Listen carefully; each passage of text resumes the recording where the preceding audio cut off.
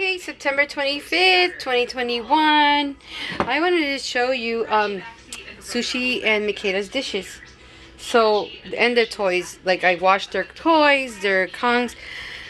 Me, because I'm a germophobic, I use a separate sink. They always have the left side of my sink for all their stuff and their own brush and their own sponge. See? And this is clean dishes. It's just facing down because I can move it over to my baking tray that I'm using with one of these dish absorbers or whatever you call that, dish mats. I have a rack, but I don't bring it out too often. I gotta reorganize my counter now that I have a lot of dishes of the dogs. The dogs have a lot more dishes than I do. Okay, so I use my own sponge, my own little tub, and this is their tub, but this is clean. The clean stuff. This is from their puzzle that I had washed. So I'm gonna move those over to one side. Well, anyways, I'm not using this tub right now because most of the dishes that I had done this morning are done.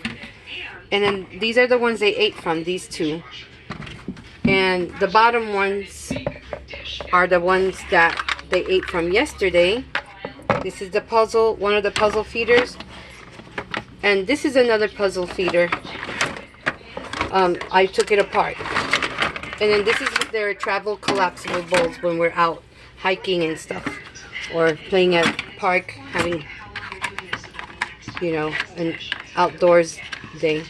So what I wanted to show you was, in case you ever decide to get any of this stuff, and you think like, oh my goodness, it's so hard to get in, or my fingers are not thin enough.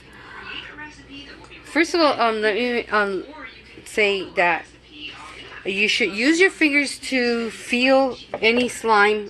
Like, I wash these right away. If you don't have a chance to wash them right away, because sometimes I don't either, I took vinegar. I don't like to add the water to it because I like it strong. So I took a bottle of an empty spray bottle, filled it up with vinegar. Now it's like I use it a lot.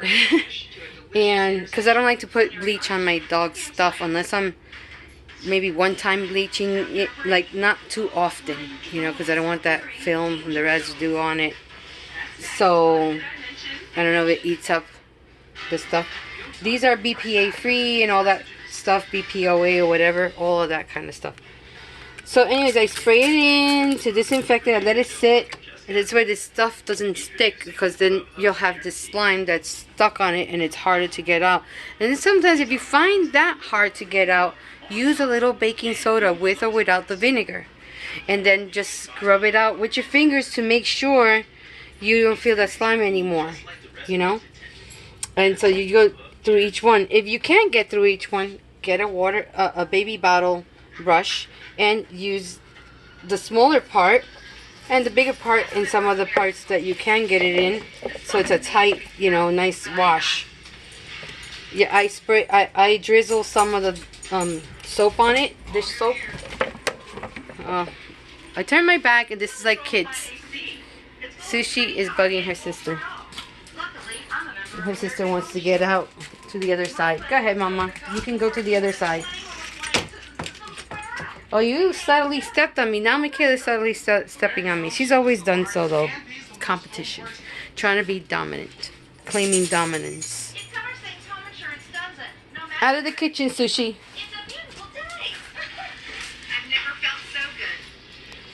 Completely out. All the way out. To the living room. Go. Out of the kitchen. Out. Out of the kitchen. Okay, so now she's out. You hear that squeak? Michaela opened the bedroom door because it wasn't open. She'll open it herself. This one isn't, I haven't taught her that yet because I don't want to get there.